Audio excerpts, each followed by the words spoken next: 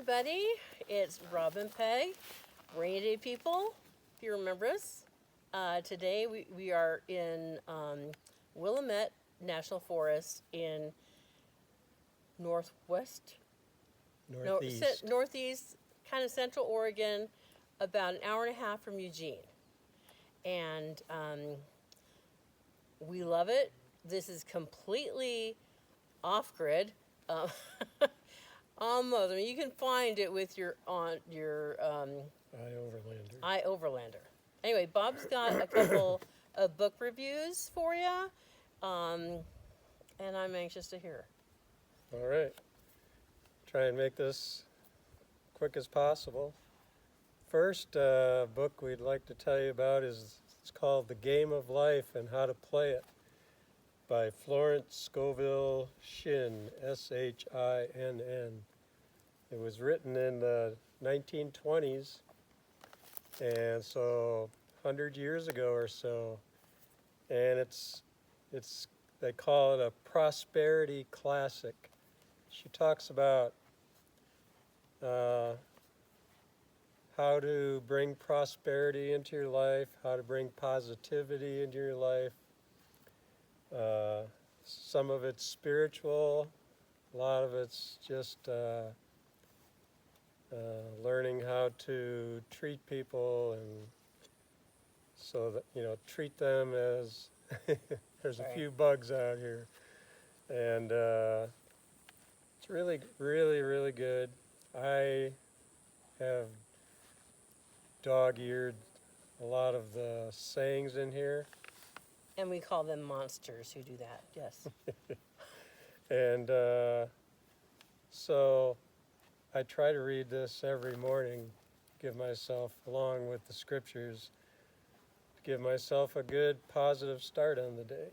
So I want to read quote a few things out of the book, and see how it goes here. First, all things whatsoever ye ask in prayer, believing, ye shall receive. You must act as if you had already received. That's in the scriptures. That was not a direct quote, but what do they call it? Paraphrasing? Paraphrasing, yeah. Couldn't remember that word. Man must prepare for the thing he has asked for when there isn't the slightest sign of it in sight. Got to have faith. There's probably 24 things I could read you, but I'm not going to. I'll just pick a few.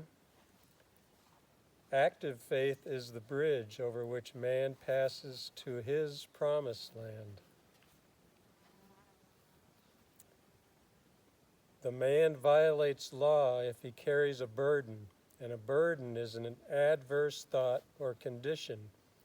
And this thought or condition has its root in the subconscious. I think we way too often, probably most of us, are our own worst enemies. How we talk to ourselves and put ourselves down. There is no peace or happiness for man until he has erased all fear from the subconscious. Fear is misdirected energy. I have something to say about that. Sure. Okay, we're in the woods. We're in the mountains, in the woods. But I carry bear spray. I don't think about bears all the time, but we have our bear spray, so we're prepared. Okay. Yeah. This book it's not all Pollyanna.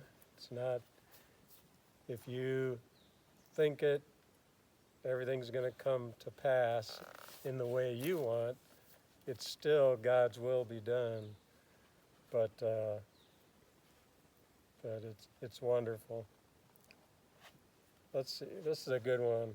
The one thing I do, the author's talking here, forgetting those things which are behind and reaching forth unto those things which are before. Don't live in the past. Which Exhibit A.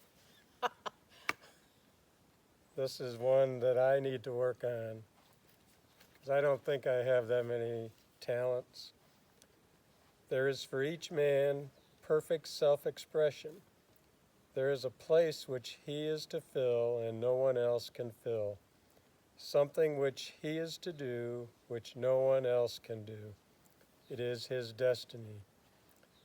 And of course, this was written in the 20s, so everything is he, or, they use those words, but of course they're talking about men and women. It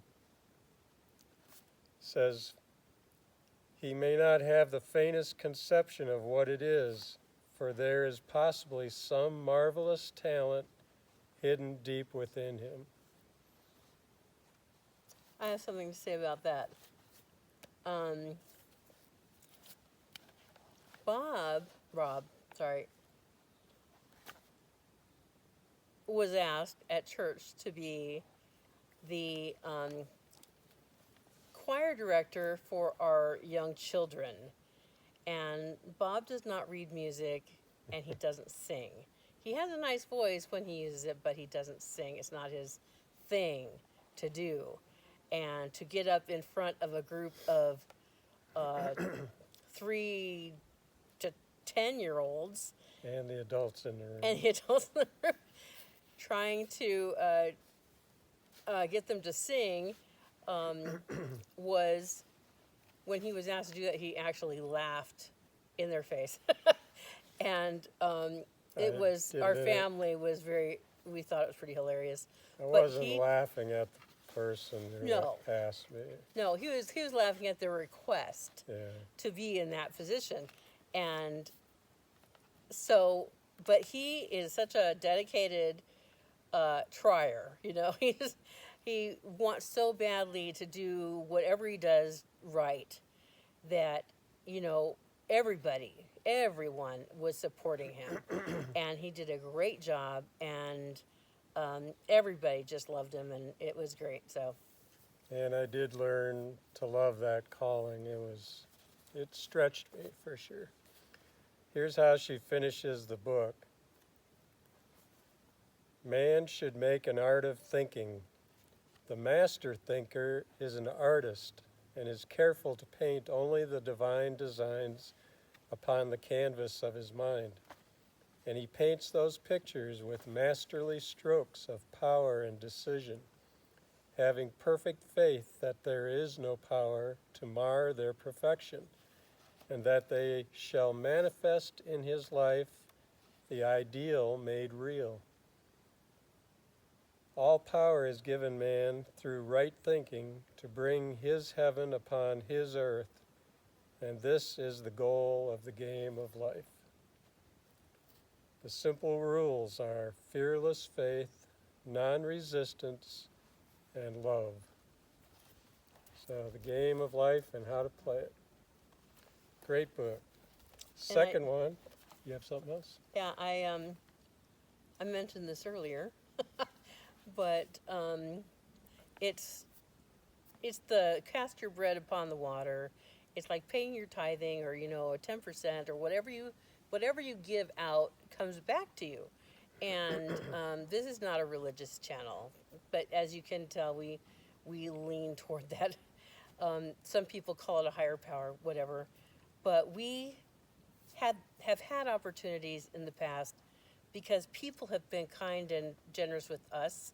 We've had opportunities to do that when we've been well enough off that we could.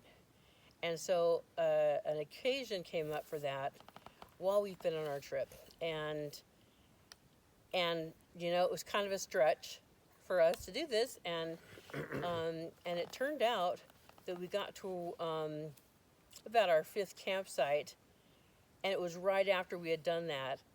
And so we were with, we had no wood. There was no wood in this campsite. You could buy it on the road, but there was none to be had in this campsite. And it wasn't, far off grid. But anyway, our next door neighbor campers came over and said, "Would you like some firewood?" And he goes and chops trees. He comes back and he has almost an entire truckload of wood.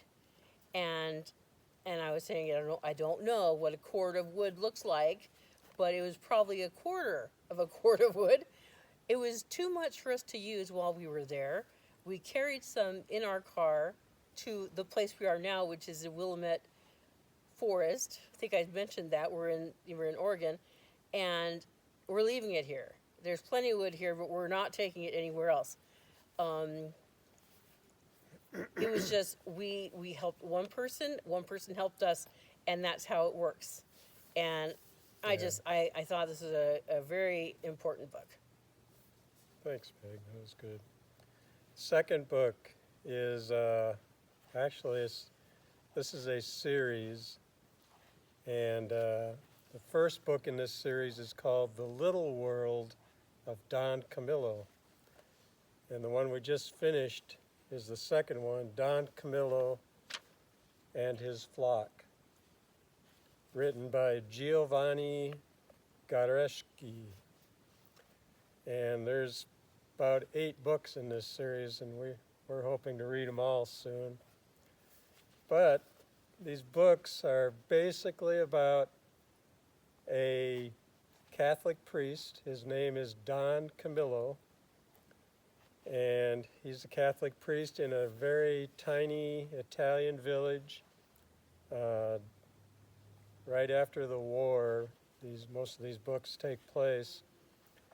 And the mayor of the village is Pepone. That's his adversary. And this is fiction, just pointing that out. Yeah, it's fiction, but it's great. And Pepone, the mayor, is also the leader of the local Communist Party. So, as you can imagine, Don Camillo, a Christian, and Pepone, a communist, don't see eye to eye on everything. And these books have made us cry, they've made us laugh, and it shows us how we should act towards those who aren't always looking out for our best interest. Maybe they're our enemies. But Don Camillo and Pepone, I think they secretly love each other. They have actually a few times in the stories come to blows, fought each other. And Don Camillo, it's so hilarious. He's always going to the altar, and there's a cross with Jesus on it there, and he goes to talk to Jesus because he's frustrated about something, usually something Pepone is a part of. And he's always trying to get Jesus to give him permission to do something, sometimes a little naughty, so that he can fix the situations. And Jesus tries to talk him out of it. And sometimes Don Camillo listens, sometimes he doesn't. When he doesn't, he gets in trouble. But there was one, and I can't remember exactly how it went, but Jesus did give Don Camillo permission to do something slightly naughty. And it was so funny. It showed Jesus had a personality, and he thought it was kind of funny, too. Well, I want to read one thing, and then Peggy can give her thoughts on the book, because she's much better at, what would you call it? Writing? Critiquing a book and in a professional manner than I am. But here's Don Camillo. Okay. So Don Camillo is upset again about something Pepone did. Pepone tricked the people into thinking he was this lovey-dovey, not a Christian, but not as bad as, he was acting really nice in a talk he gave to the village. So here's Jesus starting. "Do not be hasty, Don Camillo," whispered Jesus, smiling. "Have faith in God. But Don Camillo's spirit was not to be assuaged. "Jesus," he exclaimed in a voice full of anguish, "he is a coward because he tricked me. He tricked everyone. He did not trick me."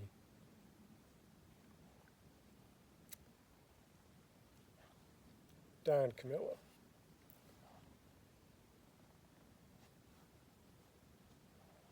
"Jesus," groaned Don Camillo. "What he did the other day when he spoke in the town square filled my heart with pity. I saw him there so sad and forsaken by everyone." Don Camillo wiped the sweat from his brow with his hand. "Jesus," he lamented, I voted for him. I committed this act of sacrilege, but I don't know how this terrible thing happened." "I do, Don Camillo," Jesus replied, smiling. I can't read that last one. Jesus replied, smiling, "Your love for your neighbor went over your reason. May God forgive you, Don Camillo." That was cool. Yeah, so it's just an example of the excellent writing. Last thing I want to say about this is thank you, Heidi. Heidi gave these as presents to me either at Christmas or my birthday just a few months ago. And thank you, Heidi. She always gives the greatest gifts. Well, this, I love the writing in this book. And when a writer wants to get a book published, they find a hook in their sentence, or a reporter finds a hook to get the person to keep reading. And they find a really good sentence and something that's like, okay, what's going to happen next? Well, it doesn't always happen in this book, but there is one chapter in here, and I've never seen this happen in the middle of a chapter. But maybe I just don't read enough. But anyway, something happens in this chapter that is so surprising and scary, and oh my gosh, it's just like, how in the world? What? And it just blew my mind. And it was a totally appropriate thing that these people would do. And the end was great. It was great, this one chapter. And so I have loved, we were on a vacation in 2023 on one of our trips, and we went to a library sale because we were always looking for books. And we found this book that was hardcover, old print, impressed, embossed, little devil and an angel. And I'm like, this looks really interesting. It's an old book. So we picked it up, and that's where we started to read it. And ever since then, we've been reading it. It is so good. Yeah. So, if you want some good reading, we recommend these, okay? Get a little closer, make sure you can read them well. So we love you guys. We're enjoying doing these videos, these book reviews. Please comment what you think about them. Would you like more? Less? But we're enjoying them, and hope you are too. So remember, in a world where you can be anything, be kind. We love you guys. Bye. See ya. I finally got it. Yay. That was good, Reed.